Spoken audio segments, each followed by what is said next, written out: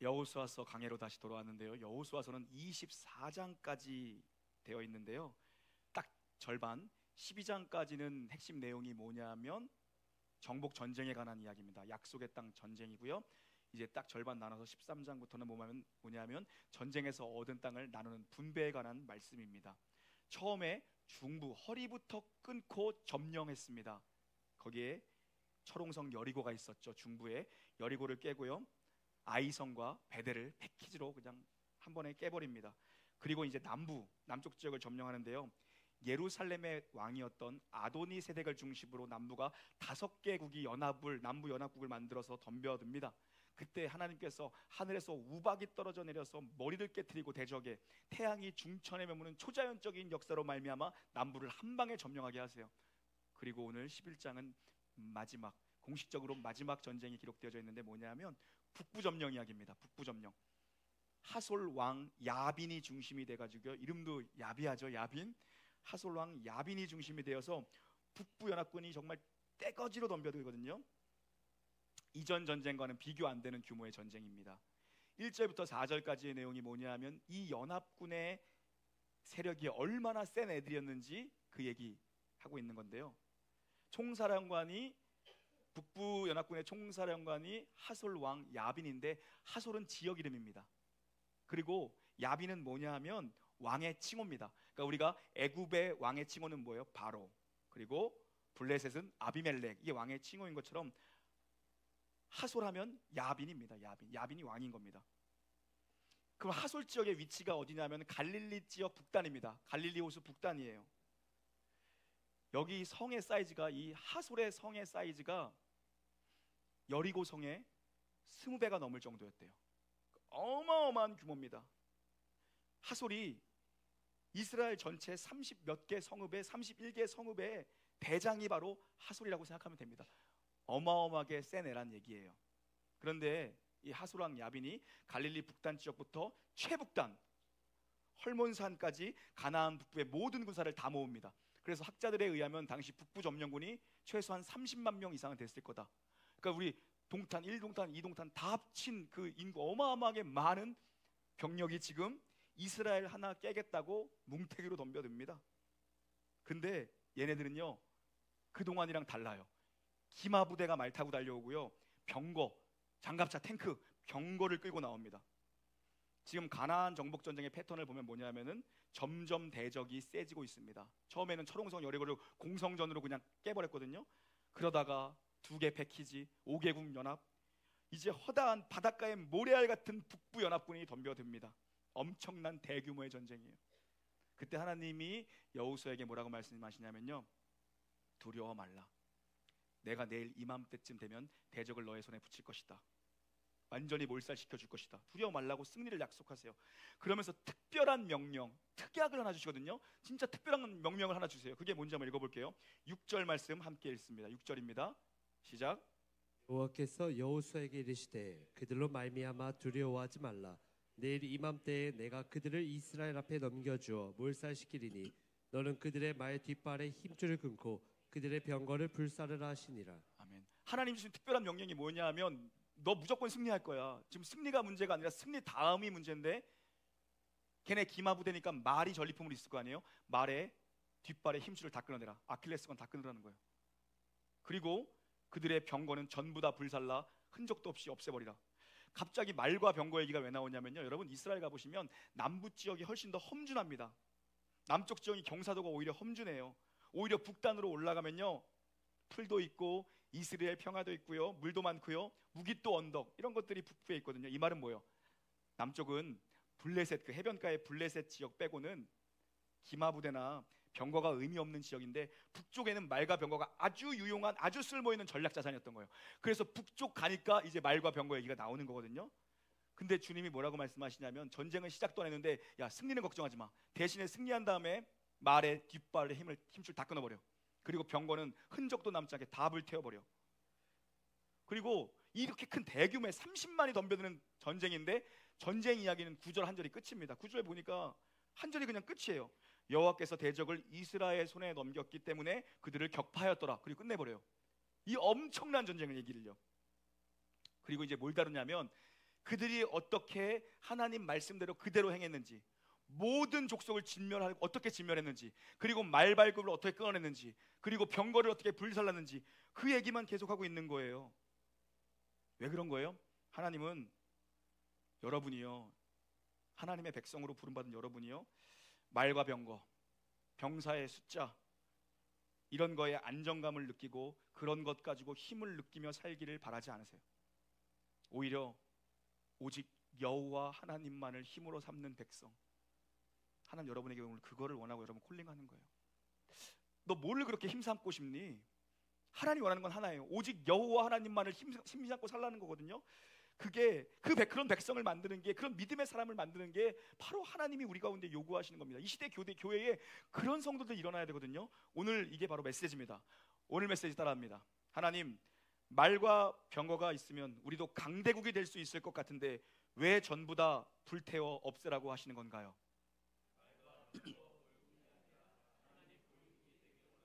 아멘. 하나님은 우리가요, 다른 걸 많이 보유한 자가 아니라, 다른 걸 많이 소유한 자가 아니라 오직 하나 여호와 하나님만을 힘삼는 백성으로, 그런 교회로, 그런 나라로 지어지기를 원하시는 거거든요. 여호수아가 여호와께서 명령하신 그대로 행합니다. 신명기 20장 16절을 보면요, 여러분, 너희가 가나안 땅에 들어가서 성을 점령하게 되면 지침사항을 주세요. 호흡이 붙어 있는 것들은 하나도 남기지 말고 다 진멸해라. 그래서 이 헤렘 명령이거든요. 다 진멸해라. 또 한편으로 뒤집어 생각하면 뭡니까? 하나님께 온전히 바쳐라, 이거거든요. 다 죽입니다. 그리고 그래서 여호수아가 호흡이 있는 것들을 다 죽입니다. 또 하나 뭡니까? 말의 힘줄을 끊어버리고 병거는 깡골이 불태우잖아요.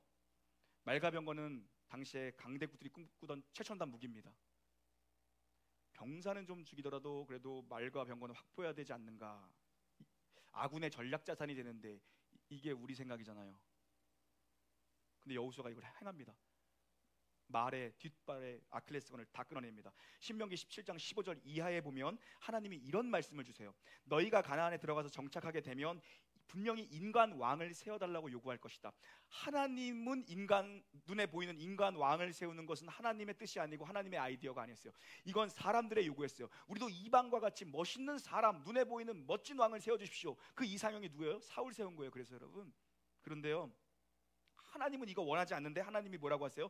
난리 피면 해줘라. 그게 허용적 불순종이라는 거예요. 여러분이 하나님의 뜻이 아닌데 계속해서 고집하면 하나님 그냥 하게 해주세요. 근데 뭐가 많다고요? 그렇게 하면요, 인생의 부작용이 엄청 많이 생기는 거예요. 하나님 그냥 허용하세요. 그렇게 왕 세우고 싶으면 세워라. 그런데 굳이 너희가 왕을 세울 거면 반드시 왕은 이 기준을 가지고 있어야 된다고 말씀하시면서 몇 가지의 중요한 기준을 주시는데, 세 가지의 기준만 얘기하면, 첫 번째는 뭐냐면 아내를 두지 말라. 왕은 아내를 두지 말라. 이건 뭐냐면 이방 여자를 많이 들여서 외교력을 의지하지 말라는 거예요. 두 번째, 곳간에 은금을 많이 쌓아두지 말라. 이건 뭐냐면요, 경제력을 의지하지 말라는 거예요. 세 번째, 병거와 말을 많이 두지 말라라고 말씀하세요. 이건 뭐예요? 군사력을 의지하지 말라는 거예요. 근데 여러분 한번 생각해봐요.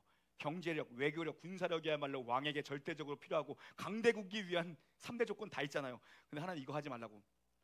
왕 세우는 거 내 뜻 아닌데 굳이 왕을 원한다면 왕은 세우되 절대적으로 왕은 외교력과 군사력과 경제력을 의지하지 말아야 된다. 그 기준을 가지고 왕위를 다스리라고 하나님이 딱 기준을 주십니다. 왜요? 하나님의 백성들은요, 그런 걸 보유했다고 세지는 게 아니라 하나님만 보유한 국가로 승리하는 것을 하나님은 원하시는 거고, 그렇게 하나님의 백성들이 살아가기를 원하세요. 그러면 나머지는 누가 다 해주세요? 나머지 하나님이 다 해주신다는 거예요. 여러분 정말 믿으십니까? 하나님을 힘삼고 하나님만 의지하고 하나님만 바라보면 나머지는 하나님이 다 해주시고, 이게 승리의 공식이라는 겁니다. 우리가 세상 살면서 필요한 것이 참 많죠. 하나님이 아셔서 여러분이 필요한 걸 주세요. 주님이 필요한 만큼 주세요. 그리고 때로는 필요 이상으로 넘치게 주실 때도 있어요. 1부 때도 아무도 아멘을 안 하셨는데 역시 2부 때도 아멘을 안 하시네요. 하나님 때로는 필요 이상으로 넘치게 주실 때도 있어요.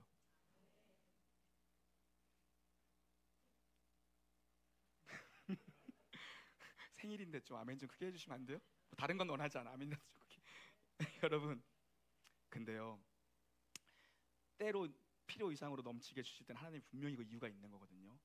근데 참 목회를 하면서 아쉬운 게 뭐냐면 여러분, 한국교회가 우리 믿음의 선조들이 고난을 다루는 법에 대해서는 참 잘 배웠어요. 어려울 땐 교회 나와서 부르짖고 그렇게 응답받는 고난 신학에 대해서 한국교회가 참 잘 배웠어요. 근데 한국교회가 좀 약한 게 뭐냐면 축복 신앙에 대해서 좀 교육을 덜 받은 것 같아. 가만 보면 고난보다 더 다루기 힘든 게 하나님이 부어주시는 복이에요. 복을 잘 관리하고 복을 잘 유지해야 되거든요. 하나님이 부어주실 땐 이유가 있어요. 그런데 힘들 땐 나와서 그래도 울부짖고 기도해. 근데 하나님이 부어주실 때, 막 넘치게 부어주실 때 생각보다 여기서 넘어지는 사람들이 부지기수입니다. 부지기수입니다. 고난보다 복을 더 다루기 힘들어요. 우리가 하나님이 우리에게 때로는 우리의 필요를 아시는 주님께서 우리의 필요를 다 주시는데 때로는 필요 이상으로 주실 때가 있어요. 그건 반드시 이유가 있는 거거든요. 하나님이 그걸 쓰실 때가 있는 거예요. 그런데 우리는 여기서 다 헬렐레하고 그거 의지하다가 넘어집니다. 그거 좋아하다 넘어지고 그거 의지하고 자랑하다 넘어집니다.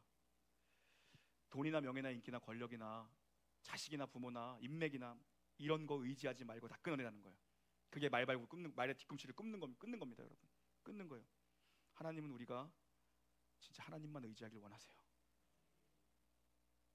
말의 아킬레스건을 끊어가면서까지 철저하게 하나님만 의지하는 백성 만들고 싶은데, 그래서 이스라엘 역사 속에서 이렇게 하나님 앞에 이 말씀을 붙들고 이 말씀을 마음에 새기고 순종한 백성이 있어요. 왕이 있어요. 누구예요? 다윗이에요.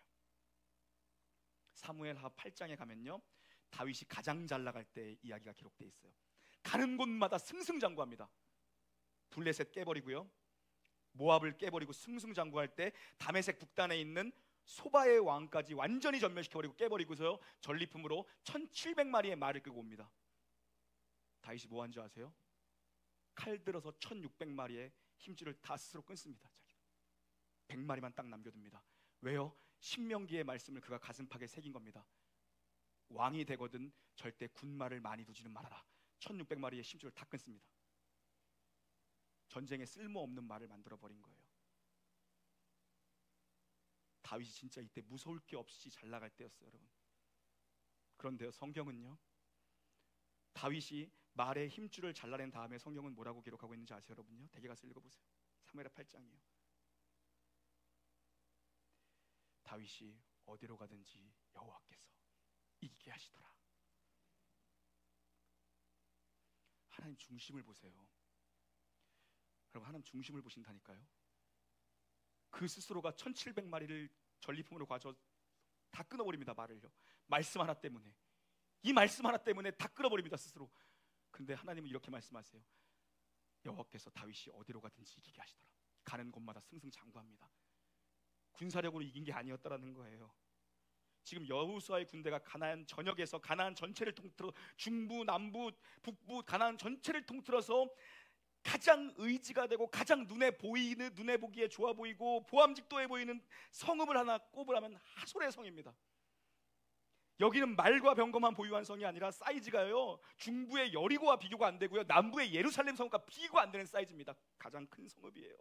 그래서 10절을 눈으로 보세요. 뭐라고 성경은 기록합니까? 하솔은 그 모든 나라의 머리였대요. 진짜 욕심 날 만한 성읍이었다라는 것입니다. 근데 하솔은 완전 쑥대밭을 말고 다 태워버립니다. 여호수아가. 가나안에 수십 성읍 갖는 것보다 하솔 하나 갖는 게 좋은 거예요, 사실요. 그런데 하솔을 다 태워버려요. 이건 진짜 좋은 것, 가장 큰 것, 가장 첫 것, 가장 우두머리, 내 인생에 가장 의지할 만한 것은 다 태워버린 거예요. 그게 말의 힘줄을 끊어버린 거예요, 여러분. 뭡니까? 하나님만 의지할 겁니다. 다 끊어버린 거예요, 1600마리를. 그리고 하솔을 다 태워버렸어요, 그냥 깡그리. 어제 신방 가다가 제가 시간이 너무 남아가지고 근처에 있는 교회가 보이는데 그 교회를 몰랐어요, 저는. 근데 예전에 우리 미국 가 있는 이주영 전사님이 인터뷰할 때 얘기했거든. 우리나라에서 가장 탁월한 설교자가 누구라고 생각합니까? 그러니까 누구 목사님이래. 아, 넌 떨어졌다. 놀라운 교회 신이나 목사님이기 때문에 저는 이 교회에 꼭 있어서 이렇게 얘기를 하는 게, 우리가 이게 참 지혜가 없으니까 미국까지 가서 고생하고 있는 거야. 굳이 안 가도 되거든, 미국 보러 가. 지금 엄청 어저께 오고 싶어가지고 지금 족구하는 것도 구경하면서 화이팅 미국에서 그걸 왜 하고 있는 거야, 밤에 잠 안 자고. 그래가지고 내가 그래서 그 교회를 알았어요. 그래서 뭐 마침 있는 거예요. 그래서 거기를 내가 들어가 봤어. 차 돌립시다 해서 들어갔어. 나 스토리를 잘 몰라요. 남의 교회나 별로 관심 없어 사실. 교회가 한 1,600~700석 정도 되는 것 같아요, 사이즈가 보니까. 근데 표현을 이해해 주십시오. 건축을 했는데 교회가 너무 허접해. 죄송해요. 너무 별로야. 그리고 의자 종류가 본당에 1,800석의 의자 종류가 다섯 종류예요. 다 달라. 당근에서 다 사온 것 같아. 진짜로. 아니 거짓말 아니라 다 부셔져가는 장의자, 어디 중고 누가 가져가라 그런 거 다 그런 거야. 근데 종류도 이렇게 통일된 게 아니라 5개 다 달라. 장의자 부셔진 거, 뭐 이런 거 옛날 거, 뭐 저런 접이식 의자, 성가대 의자 다르고 막 이런 거예요. 내가 궁금해가지고 집에 와서 그 교회에 들어가서 연역을 봤어요. 건축한 지 8년 됐더라고요. 그 교회가 급성장했거든요. 뭐 내가 자세히 모르지만 아마 그래도 건축할 때는 힘들었을 수 있겠죠. 그래도 아무리 성장해서 건축할 때 되게 힘들게 했겠죠. 그런데 지금은 3~4천 명이 모여요. 그러면 이 의자 바꾸는 게 일입니까? 의자 1,000개 바꾸는 게 일이에요? 그 리모델링 한번 하고 뭐 하는 게 일이에요. 근데 교회가 너무 허접하다 싶을 정도로 건축했는데 너무 별로인 거야. 그때 내가 이거였구나. 그 다음에 건축하는데 사람들이 엄청나게 모여들었거든요. 이거였구나. 그 목사님이 힘을 뺐구나. 사람들이 모여드니까 건축은 했지만 정말 힘을 뺐구나. 지금이야말로 뒤집어 엎으려면 다 뒤집어봐도 최고급으로 할 수 있을 거야 아마. 그 정도 사이즈가 되면요. 마음에 있는 걸 다 할 수 있을 거예요. 진짜 그 정도가 사이즈면. 이분이 힘을 완전히 빼셨구나. 힘을 하나도 주지 않았구나. 그러니까 하나님이 더 부어주시는구나. 어디로 가든지 하나님이 이기게 하시는구나. 이 생각이 들었어요. 오늘 13절 이하가 그 얘기예요. 뭐냐면요, 하솔만 완전히 불사르고 나니까 하나님이 나머지는 전부 다 갖게 하세요. 어디로 가든지 이기게 하시고 다 갖게 하세요. 나머지는요.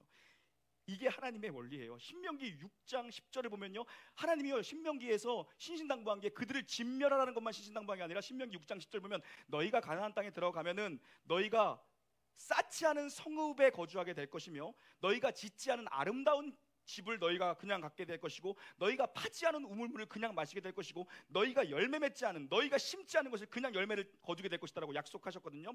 하나님은요 첫 것, 우두머리, 가장 좋아 보이는 것, 그거 다 태워버리는 겁니다. 헤렘은 뭐예요? 양면의 동전의 양면이에요. 하나는 완전히 진멸이면서 뭡니까? 하나는 하나님께 온전히 바친다는 거예요. 하나님은 첫 것, 우두머리, 가장 좋은 것, 가장 보기 좋은 것, 그거 빼고는 뭡니까? 여호수아 8장에도 마찬가지요. 견고한 성읍 여리고에서 너희가 아무것도 손대지 마라. 전부 다 진멸해라. 아무것도 가지고 나오지 말아라. 두 번째 아이성부터는 뭐라고 얘기하십니까? 탈취한 물건은 너희 스스로 다 가지라 합니다. 첫 것에 대해서는 손을 대지 말아라. 그러나 그 다음 것에 대해서는 너희 써야지. 심지어 그들은 지금 여기 전쟁 중입니다. 그들이 우물을 언제 팝니까? 너희가 파지 않은 우물을 마시게 될 것이고 너희가 심지 않은, 지금 배고파요. 언제 파종하고 언제 그걸 추수합니까? 너희가 심지 않은 열매를 너희가 거저 먹게 될 것이다. 탈취할 물건은 너희 스스로 가져라. 근데 이거를 못 기다린 사람이 누구예요? 여리고성에서 하나님이 절대 손대지 말아라. 아간이요. 좀만 참았으면, 좀만 인내했으면 뭡니까? 나머지 건 다 니네 거야. 나머지 성읍은 다 니네 거야. 그거거든요. 지금 하솔만 불태웠어요. 나머지 건 그들이 다 갔습니다. 전리품을요. 여리고만 손대지 말라 그랬어요. 하나님은 언제나 우리의 중심을 보세요. 그 기다림이 필요해야 돼요. 좀만 기다리면 되거든요. 하나님 우리의 중심을 보신다. 근데 그걸 못 기다리고 손을 댄 게 아간. 그래서 죽잖아요. 우리는 하나님을 보유한 성도고 하나님을 보유한 가정이고 우리는 하나님이 함께 하시는 교회고 하나님이 구하시는 하나님 보유국 대한민국인데 우리는 하나님만 의지하고 우리의 힘은 하나님밖에 없습니다. 내가 다른 것을 힘삼지 않습니다. 그게 다 끊어버리는 거예요. 하나님이 이 중심으로 말의 아킬레스건을 끊어버리는 이 중심을 보신다고요. 이 중심이 있으면 나머지는 이제 너희가 다 가져라 그래요. 나머지 전리품 다 너희 것이다. 어디로 가든지 다 이기게 하세요. 이게 하나님이 일하시는 원리고 하나님의 역사거든요. 중심이 있어야 됩니다. 중심이 흔들리지 않으면 돼요, 여러분. 어떤 경우에도 여러분 중심이 흔들려서는 안 돼요. 금요기도회 때 말씀드렸는데 우리 가정의 달이니까 한 번 더 제가 말씀드릴게요.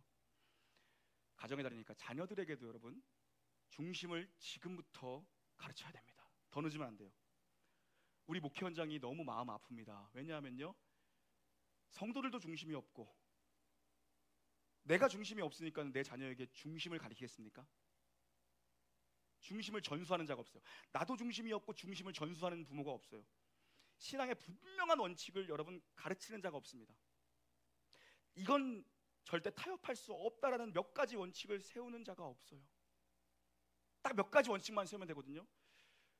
아니, 우리 엄마가 왜 그렇게 평상시에는 내가 뭘 하든 뭐 별말도 안 하고 네 알아서 해라, 네 인생인데 네가 편하게 해라, 네가 알아서 선택해서 가라 하는데 왜 이 문제에 있어서만은 왜 이렇게 난리법석을 피는가? 왜 이렇게 난리법석을 피는가? 그런 무언가를 자녀들의 심령 가운데 뼛속 깊이 심겨줘야 되거든요. 우리가 하나님을 섬기는 데 있어서는 절대 타협한다면 안 된다는 것을 아이들의 영혼 깊숙이 진짜 뼛속까지 때려 박아놔야 돼요. 그 중심을 심겨줘야 된다고요. 그 우리 왜 안 돼요? 다른 거에는 엄청 호들갑 떨고 뭐 난리법석을 부리니까는 너무 난리법석 부리는 게 많아. 진짜 부려야 될 때 말이 힘이 없는 거야. 정말 이건 타협할 수 없다. 그래서 금요일날 몇 가지 말씀드렸으니까 주일날에도 말씀드릴게요. 이거는 뭐 제가 가지고 있는 기준이지만 여러분도 동일하게 여기서 뭐 플러스 마이너스해서 적용하면 될 것 같아요. 성경적 원리니까. 첫 번째는 뭐냐면 세 가지만 말씀. 첫 번째는요, 어떤 중요한 일이 있어도 주일 성수라는 중심이 여러분 흔들리면 안 됩니다. 어떤 중요한 일이 있어도 주일 성수라는 중심이 절대 흔들리면 안 돼요. 내가 지금부터 오늘 이 순간부터 죽을 때까지 주일날 예배 빠지는 법은 없다. 불가능할 것 같죠? 가능합니다. 중심을 세우면 가능해요, 여러분. 그래서 지금 아멘 안 하는 사람도 있잖아. 중심을 세우면 여러분 반드시, 제가 장담하는데 중심을 세우면 가능해요. 지금 뭐 특히 공무원들 뭐 소방관이라든가 경찰관 뭐 이렇게 3교대 하시는 분들은 우리는 직업 때문에 아니요? 아니요. 100% 가능합니다. 내 마음의 중심만 있으면 가능해요, 그게요. 두 번째, 내가 밥을 굶는 게 아니면 첫 것, 가장 좋은 것 11조라는 중심이 흔들리면 안 돼요. 그 중심이 여러분 절대 흔들리면 안 돼요. 보세요. 하나님 첫 것만 요구하시고 나머지는 다 너희 것이다. 너희가 다 취해라. 첫 것이에요. 아무도 안 하세요? 왜 아무나 다시 할게요. 밥을 굶고 있는 게 아니면 여러분한테 하나님이 밥 굶어가면서 11조라고 하지 않으세요. 내가 밥을 굶는 게 아니면 여러분 11조라는 중심이 흔들리면 안 됩니다. 어떤 경우에도요. 이걸 여러분 뼛속 깊이 새기시고 마음판에 새기시고 자녀들에게 이걸 전수하십시오. 세 번째, 말씀을 가르치는 목회자를 끝까지 잘 섬겨야 됩니다. 이쪽은 아멘이야. 없네. 생일인데 그것도 못 해줘요? 생일 선물 많이 줘가지고 참을게요. 이 세 가지를 여러분 성경적 원리입니다. 여러분 뼛속까지 때려 박아야 됩니다. 진짜로. 너희에게 말씀 가르치는 자를 잘 섬기고 복종하라고 성경 가르칩니다. 왜요? 그들이 너희의 영혼을 위해서 경성하기를 주님 앞에서 한다. 여러분을 잘못 가르친 책임을 말씀을 가르친 자에게 나중에 하나님 물으시겠다라는 거예요. 그건 난 가르쳐줘야 돼. 세 가지, 이 기준. 여러분 자녀에게, 여러분이 먼저 중심을 세우십시오. 내가 세운 중심이어야 자녀에게 가르치죠. 내가 어떤 중요한 일이 있어도 내가 주일날 예배범하지 않는다. 두 번째, 내가 밥을 굶고 있는 게 아니라면 11조라는 중심을 절대 흔들리지 않는다. 세 번째, 내가 섬기는 교회 목사님 교회는 내가 충성자로 순종하며 살아간다. 이 중심이 있어야 돼요. 그렇게 이런 중심으로 살아가면요, 하나님이 예비하신 너희가 짓지 않은 성읍, 너희가 파지 아니한 우물, 그걸 우리는 뭐라 그럽니까? 한 단어로 여호와 이레예요. 왜요? 내가 한 게 아닌데 하나님이 이미 약속의 땅에 준비해 놓으신 이 우물이 있어. 내가 수고해서 지은 집이 아닌데 하나님이 이미 지어놨어. 그러니까 여호와 이레지. 근데 우리는 이 여호와 이레를 지키지 않고 뭘 지킵니까? 아빠 이레, 뭐 엄마 이레. 아빠가 다 해줄 거야. 너를 위해 준비해 줄 거야. 엄마가 다 준비해 놓을게. 자식이 앞날을 망치고 있죠 지금. 준비는 하나님이 하시는 거예요. 이 중심이 있어야 돼요. 준비는 진짜 하나님이 하시는 거라고요. 내가 준비하려고 하면 그건 무너집니다, 여러분. 그래서 자꾸 뭘 해주면 안 되고 뭘 해야 되냐면요, 얘가 기도를 통해서 하나님 앞에 은혜를 받는 법을 가르쳐야 돼요. 그잖아요. 그걸 안 가르치면 엄마, 그러면 엄마가 다 해주고 아빠면 아빠가 다 해주니까 네가 기도해서 네가 하나님 앞에 절실하게 은혜를 구하는 곳에서 은혜를 받는 법을 네가 가르쳐라. 그래야 나중에 스스로 섰을 때 자기가 배운 거예요. 아, 이건 절대 타협할 수 없는 걸 내가 어렸을 때 배운 거지. 그리고 어려울 땐 이렇게 하면 하나님이 은혜를 내게 베풀어 주셨지. 이게 뼛속에 있으면요, 이 중심이 있으면 흔들리지가 않아요. 이거 가르쳐야 됩니다. 골든타임을 놓치기 전에 가르쳐야 됩니다. 여러분, 우리는 세상과 똑같은 방법이 아니라 거룩하게 인생을 경영해야 합니다. 시편 20편 7절 읽고 마칠까요? 시편 20편 7절입니다. 시작. 어떤 사람은 병거 어떤 사람은 말에 의지하나 우리는 여호와 우리 하나님의 이름을 자랑하리로다. 아멘. 어떤 사람들은 병거, 세상이 추구하는 병거들을 추구하고 어떤 사람들은 말을 의지한다고 합니다. 그러나 우리는 뭘 자랑한다고요? 우리는 여호와 하나님의 이름을 자랑하리로다. 하나님이 우리에게 요구하시는 건 이거 하나입니다. 이거 하나예요. 우리를 통해서 하나님의 이름이 높아지기를 원하고 영광이 드러나기를 원해요. 우리는 하나님을 인생의 힘으로 삼고 사는 사람들입니다. 하나님을 자랑하며 사는 여러분 되기를 바랍니다. 철저하게 하나님 중심적 신앙, 철저하게 하나님만 의지하며 사는 게 진짜 복이고 그게 진짜 복된 가정입니다. 우리의 힘은 다른 곳에서 오지 않는다. 세상 어떤 것도 우리에게 힘이 되지 않는다. 우리는 여호와 하나님만이 우리의 유일한 힘이시고, 내가 힘을 얻고 내가 응답을 받고 내 모든 먹고 사는 문제의 주인은 하나님이시다. 이 중심으로 살아가야 돼요. 이 중심. 이런 중심이 있는 자에게 하나님이 뭘 주신다고요? 여호와의 일이 하나님이 예비하신 모든 나머지 것은 다 주십니다. 그렇게 우리의 삶의 중심이 하나님을 모시고 거룩하게 인생을 경영하게 되기를 주의 이름으로 축원합니다. 찬양하시죠.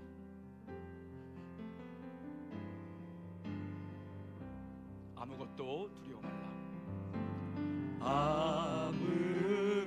아무것도 두려워 말라. 주 너의 하나님이 지켜주시네. 놀라지 마라, 겁내지 마라. 주님 나를 지켜주시네. 아무것도 두려워 말라. 아무것도 두려워 말라. 주 나의 하나님이 지켜주시네. 놀라지 마라. 놀라지 겁내지 마라. 겁내지 주님 나를 지켜주시네. 주님 나를 지켜주시네. 내 마음이 힘에 겨워, 내 마음이 힘에 겨워 지칠지라도 주님 나를 지켜주시네. 세상의 험한 풍파, 세상의 험한 풍파 몰아칠 때도 주님 나를 지켜주시네. 주님은 나의 산성, 주님은 나의 요새, 주님은 나의 손, 나의 힘이 되신 여호와, 나의 힘이 되신 여호와. 주님은 나의 산성, 주님은 나의 산, 주님은 나의 요새, 주님은 나의 요, 주님은 나의 소망, 주님은 나의 손, 나의 힘이 되신 여호와. 나의 힘이. 우리 한 번 더 전심을 다해 고백하십시다. 주님은 나의, 주님은 나의 산성, 주님은 나의 요새, 주님은 나의 소망, 나의 힘이 되신 우리 다 함께 여호와. 자리에 있는 하시겠습니다. 주님은 나의,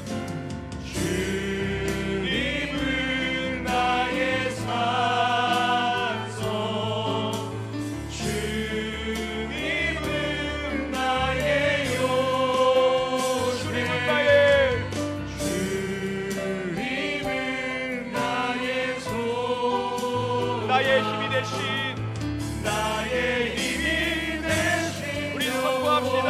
주의 인자가 생명보다 주의 인자가 생명보다 나음으로 내 입술이 여호와를 찬양하니 내 평생에 주를 찬양하며 주의 이름으로 우리 한 번 더 믿음으로 선포합시다. 주의 인자가 생명보다 나음으로 생명보다 나음으로 내 입술이 여호와를 찬양하니 내 평생에 주를 찬양하며 주의 이름으로 내 손을 주의 이름으로 내 손 들리라. 주의 이름으로 내 손을 주의 이름으로 내 손 들리라.